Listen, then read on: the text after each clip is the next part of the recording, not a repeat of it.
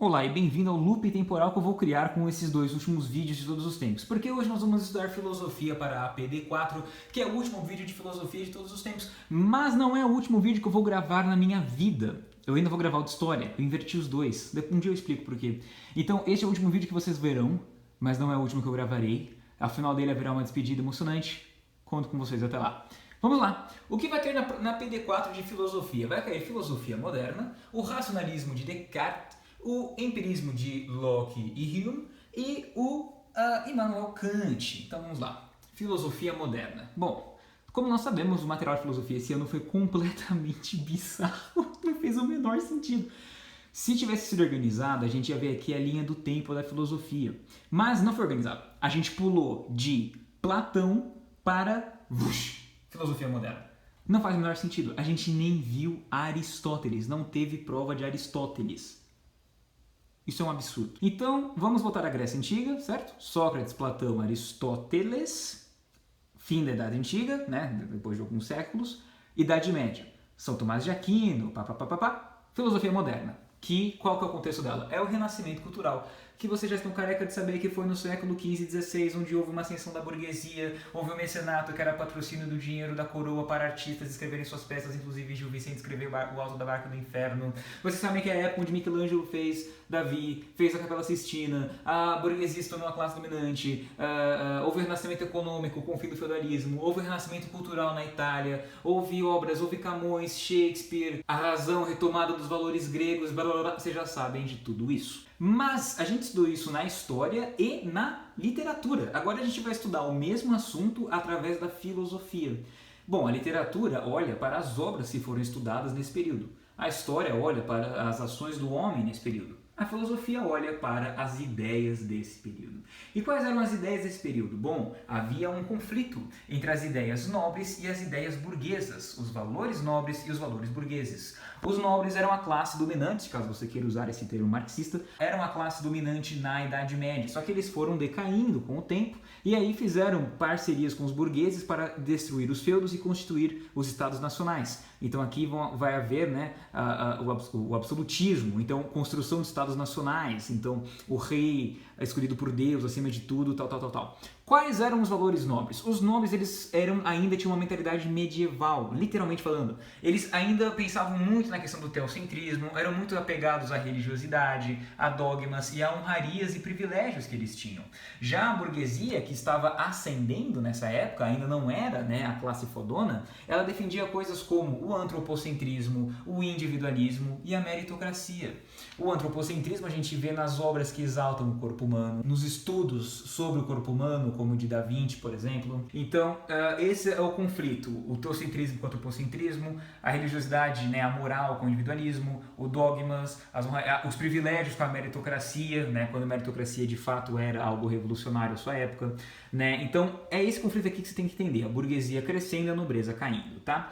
Agora, por algum motivo, nós vamos olhar para nomes da ciência natural. Filosofia também é uma ciência. Na verdade, ciência é uma coisa só. E ela se divide em ramos, né? Mas a ciência é uma coisa só. Então, filósofos também eram pesquisadores, também eram matemáticos, também eram pintores. Nessa época não tinha essa distinção, eu sou de humanos, eu sou de exatas. Não, eu sou cientista. Então você era filósofo, você era médico, você era engenheiro, você era advogado, você era a porra toda, né? E é por isso que o pessoal dessa época era muito foda, é por isso que Michelangelo era foda, era por isso que Da Vinci era foda. E é por isso que Francis Bacon, Galileu e Copérnico também eram fodas. 3 filósofos, 3 cientistas, 3... biólogos, 3, eles tinham mais profissões que a Barbie. Vamos olhar primeiro para Francis Bacon. Francis Bacon tem esse sobrenome engraçado, mas ele foi o cara que criou o método indutivo, ou seja, que o conhecimento vem através da indução, o conhecimento vem através, né, das coisas que você aprende, da sua experiência, do seu raciocínio. Então, o método indutivo baseado na observação, olha aí a observação, e na neutralidade. Você tem que se colocar numa posição neutra, não pode tomar lado, observar o mundo objetivamente e criar uma indução, ou seja, induzir sua conclusão com base na observação. Isso originou o método científico, né? O que o método científico quer? Ele quer buscar uma regularidade na experimentação, isto é, fazer um experimento diversas vezes até que ele se torne regular, repetitivo, circular ou cíclico, caso você queira. E quais são as etapas do método científico? Bom, a observação de um fenômeno, a criação de uma hipótese sobre esse fenômeno, experimentar essa hipótese e anotar a conclusão. Faltou aqui conclusão. Se essa conclusão se repetir várias vezes, né, porque busca regularidade, se essa conclusão se repetir várias vezes, você cria uma lei. A lei explica como as coisas acontecem. Então, lei geralmente é fórmula. Agora, a palavra mais forte em ciência natural é teoria. Teoria, né? Muita gente fala, mas a teoria da evolução não é só uma teoria. Não. Teoria é o mais alto patamar de certeza que você pode ter na ciência. A teoria, ela explica por que as coisas acontecem. A lei explica como. Percebe a diferença sutil? Mas uma deriva da outra, e teoria é a mais forte. E este é o método científico usado até hoje, inventado por Francis Bacon.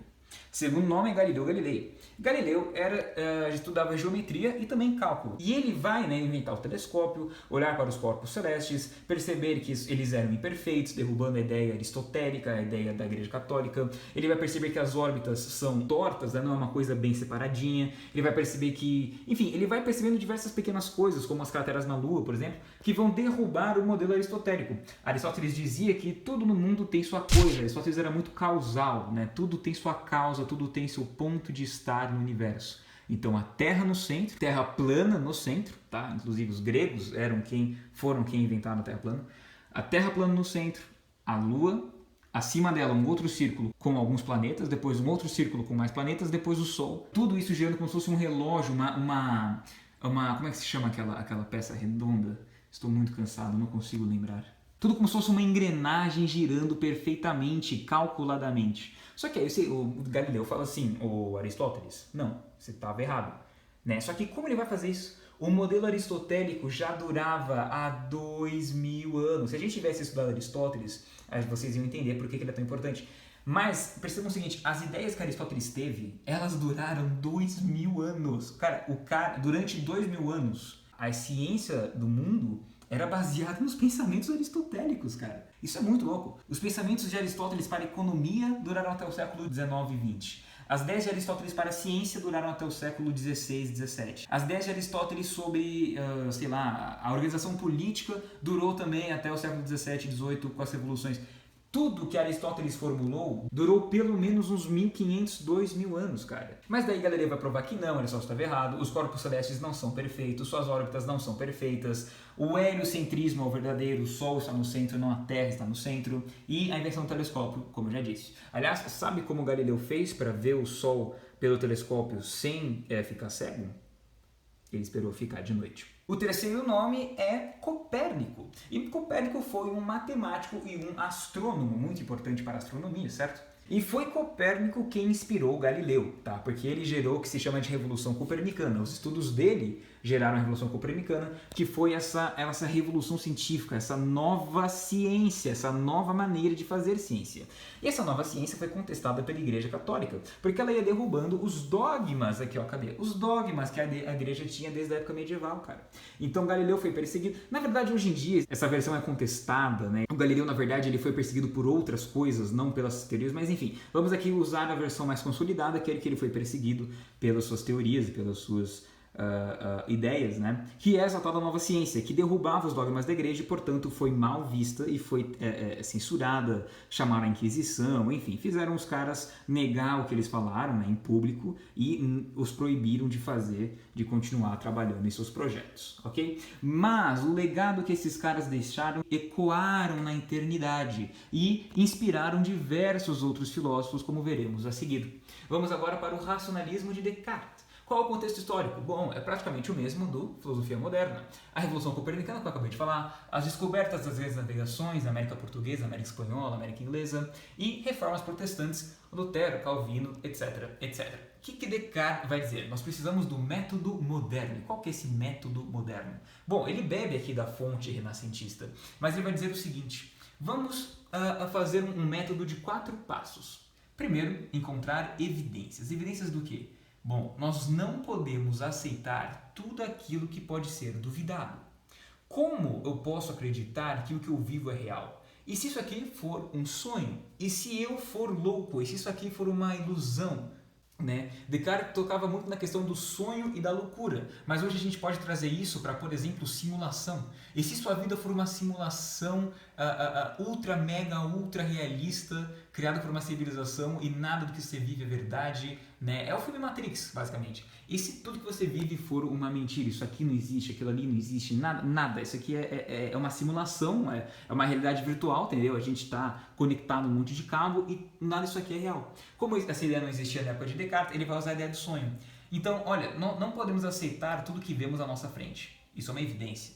Agora nós temos que analisar. Analisar é o quê? É dividir as coisas para enxergá-las melhor. Então você tem que separar os fatos do mais simples ao mais complexo. Isso se chama síntese. Você pega tudo que existe ao seu redor, objetos abstratos e concretos, e ideias e tudo, separe-os do mais simples ao mais complexo para enxergar melhor o que está acontecendo e depois enumere, isto é, repita o processo indefinidamente. Perceba que as semelhanças, né, com o método científico de Francis Bacon. A filosofia descartiana se chama de raciocínio metafísico, misturando a física, né, o exato, a matemática, com a meta, né, com o imaterial, com o espiritual. Então essa coisa meio filosófica mesmo, né, metafísica, filosófica, muitas vezes essas palavras são usadas com o mesmo sentido, que é a questão de duvidar de tudo, que é a dúvida hiperbólica. Duvide de tudo, não aceite o que pode ser dubitável. Dubitável quer dizer pode ser duvidado. Não aceite tudo aquilo que pode ser duvidado. Se você quer ser um filósofo, beleza, mas primeiro duvide de tudo. Isso é uma ideia muito grega, né? Quando a gente para pensar. Sócrates já falava disso. Primeiro, se você quer ser filósofo, para tudo que você está fazendo. Duvide de tudo, crie essa dúvida hiperbólica e agora encontre argumentos para provar que você não está num sonho ou que você não está no erro dos sentidos, que é essa questão da loucura, né? E aí Descartes ele vai dizer que existe esse gênio maligno, às vezes referido como Deus de Descartes, né? O gênio maligno de Descartes, que é essa consciência, essa influência que faz a gente entrar nesse sonho, nesse erro dos sentidos, né? Nessa loucura, nesse mundo irreal que vai contra a matemática, etc. Inclusive a matemática não serviria para provar que o mundo é real, porque matemática, eles te passam, você aceita e você fica de boa, né? Pode não ser nada daquilo. Então esse gênio maligno estaria influenciando a nós. Mas como podemos então ter uma certeza nesta vida? Só existe uma conclusão? Só existe uma certeza filosófica. Cogito ergo sum. Penso, logo existo. Se eu estou duvidando, eu estou pensando. E se eu penso, eu existo como um ser crítico. Esta é a primeira certeza filosófica da filosofia moderna. Cogito ergo sum. Ok? Então essa é a ideia meio maluca do Descartes. E Descartes, lembre-se, ele era sempre racional. O conhecimento vem da razão e da matemática. Inclusive razão é uma palavra da linguagem matemática. Qual é a razão do raio sobre o diâmetro? Né? Esse tipo de coisa. Então isto é o racionalismo descartiano. Os anos se passam, os séculos avançam. Nós vamos agora para outra corrente filosófica, que é o empirismo de Locke e de Hume. Empirismo vem do latim empiria, que significa o quê? Valorização da experiência, uso da observação, uso dos sentidos. Locke e Hume, mas Locke principalmente, leram a obra de Descartes e falaram: Descartes, muito legal, parabéns, mas você está errado. Admiro o seu posicionamento, mas é um posicionamento burro. A verdadeira filosofia é a filosofia empírica, porque o empirismo ele valoriza a sua experiência. Veja, né, o Locke falando, o homem nasce tal qual uma folha em branco. Todos nós nascemos na tábula rasa, limpos, em branco, vazios, sem nenhuma experiência, sem nenhuma ideia do que está acontecendo. Então, veja, nós temos que adquirir o nosso conhecimento através da experiência. E como a gente adquire experiência? Com a observação e com o uso dos sentidos. O homem existe em um meio. Ele observa o meio ao seu redor. Olha aqui de novo, ó, a observação. Tudo isso aqui é baseado nisso aqui, tá? Então, o homem observa o seu meio e ele usa seus sentidos, visão, audição, tato, paladar e olfato, para tentar entender esse mundo e assim adquirir experiência. Portanto, um homem com muita experiência realmente é um homem com muito conhecimento. O conhecimento não vem da razão, o conhecimento vem do raciocínio, da empiria, daquilo que pode ser provado, ok? Aí Locke e Hume vão dizer o seguinte, olha, existem as impressões. Impressões, né, é literalmente impressão, é um carimbo. Você é uma folha em branco e você encosta no mundo que é cheio de cor, cheio de coisa, e você volta colorido. E essa cor é a sua experiência, né, que está preenchendo a tábula rasa, está preenchendo a folha em branco. E a relação, a junção dessas impressões E a análise de cada uma delas são as ideias. Então as ideias são as relações entre as impressões do indivíduo. As ideias se dividem entre as simples e as complexas. As simples são aquelas que se resumem à própria impressão. Ou seja, com a sua visão você viu uma maçã e percebeu que ela é vermelha. Com o seu tato, você tocou essa maçã e percebeu que ela era fria, que ela era macia. Mas o que é uma ideia complexa? A ideia complexa é a síntese de impressões. Não é só a própria impressão, é o conjunto de impressões. Aqui entram as ideias abstratas, por exemplo, como a democracia. O que é democracia? Não dá para medir democracia com um tato. Mas você pode ver um país democrático, raciocinar, pensar sobre ele e assim fazer uma ideia complexa, ou seja, sintetizar suas impressões em uma ideia só. Hume e Locke vão ser críticos à causalidade. A causalidade é uma ideia que diz que todos os fenômenos estão conectados. Tudo na natureza está conectado, todos os fenômenos estão interligados em uma relação de causa e consequência, por isso, causalidade. E aí David Hume vai dizer o seguinte: o filósofo deve ser cético, né, que se parece um pouco com a questão do Descartes, mas o Descartes diz: duvide de tudo, não acredite em nada. E o ceticismo é mais uma questão de precaução. Né? Primeiro observe, depois pense. Mas aqui a dúvida não é hiperbólica, é uma dúvida contida, precavida, certo? Então, se o filósofo deve ser cético, o conhecimento vem da indução, do raciocínio indutivo. Você observa, raciocina, adquire experiência e ganha seu conhecimento. E isso vai se refletir na economia, né? Locke era liberal justamente por causa disso. Ele fala, olha, o homem observa, o homem sintetiza, então o homem adquire experiência. E isso é uma coisa natural, é uma coisa que obedece a próprias leis que regem o universo. Locke era economista, mas ele tem uma base ética para defender o liberalismo, a tal qual Adam Smith. Adam Smith vai tão longe, mas tão longe, que ele fala que existe uma mão invisível chamada mercado que controla a sociedade. Então, as ideias econômicas são pautadas pela ética, são pautadas pela moral, são pautadas pela filosofia. É por isso que a economia é uma ciência humana, se a gente for fazer essa divisão e tal. Bom, a tábula rasa se opõe diretamente ao inatismo. Inatismo é uma ideia filosófica que diz que as ideias nascem com os homens, o que é o oposto do que a tábula rasa diz, que o homem nasce tal qual uma folha em branco. E os objetos eles têm qualidades primárias e secundárias. As qualidades primárias são aquelas objetivas e indiscutíveis, né? Então, essa estante é marrom, isso aqui não é discutível. E a qualidade secundária é aquela que passa pelo arbítrio de um homem. Eu posso dizer que essa estante é bonita, ou você pode dizer que essa estante é uma merda, né? Então, passa pelo nosso arbítrio, isso é nosso julgamento. Então, se nós estamos julgando alguma coisa, colocando nossa opinião, é uma qualidade secundária, ao invés da primária, que é o objetivo e indiscutível. Muito bem, os anos avançam mais um pouco, mais aí um século, 60, 70 anos. E nós vamos ter na França, na Alemanha, aliás, Immanuel Kant. O que esse carinha vai falar? Ele vai ler Locke, ele vai ler Hume, ele vai ler Descartes, ele vai estudar a filosofia moderna. E ele vai falar o seguinte: olha, a ideia de todos vocês é muito interessante, mas vocês não estão pensando na moral e na ética. O Kant se propõe a criar uma ideia ética que independa de qualquer moral religiosa ou política. A ideia é muito interessante. Kant é extremamente difícil.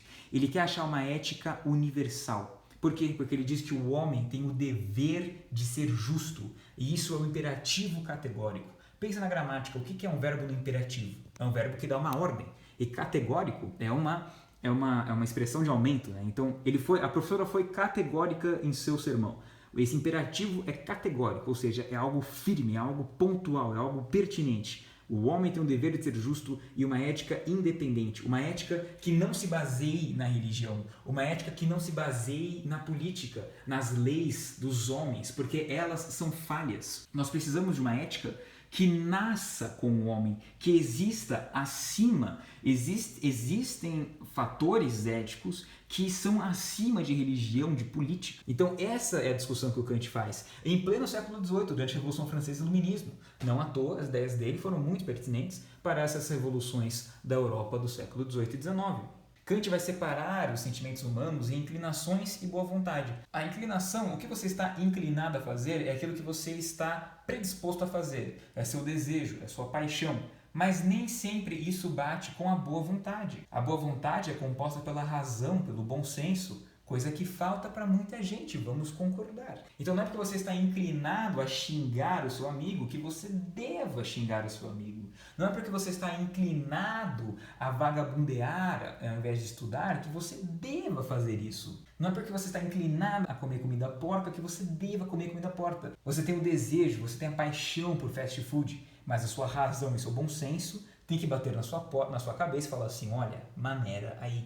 Então Kant vai trabalhar muito a questão da moral e da ética. Lembrando que ética vem de ethos, que quer dizer espírito, então é algo particular, e moral é algo público. A moral cristã, a moral católica, a moral brasileira, a moral europeia, a ética é de cada um, não confunda, tá? Então é isso. Basicamente, o racionalismo diz que o conhecimento vem da razão e da matemática, o empirismo diz que o conhecimento vem da experiência e da observação, do uso dos sentidos, e Kant quer algo que não dependa de nada disso. Kant se afasta de tudo aquilo que é metafísico, de tudo aquilo que é espiritual, de tudo aquilo que é religioso. Kant quer a ética pura, Kant quer a ética independente. É dele aquele texto da menina que vai comprar um pão, aí o padeiro poderia dar o troco errado, que a menina jamais saberia calcular qual é o troco certo, mas o padeiro não dá, então o padeiro agiu moralmente, né? Ou eticamente, pode-se dizer nesse caso. Lembrando que imoral é o que vai contra a moral e amoral é o que não envolve moral. Então, ele foi imoral ao dar o troco errado, ele foi amoral ao dar o troco certo. Só que aí tem complicações, né? Por exemplo, vamos supor que o padeiro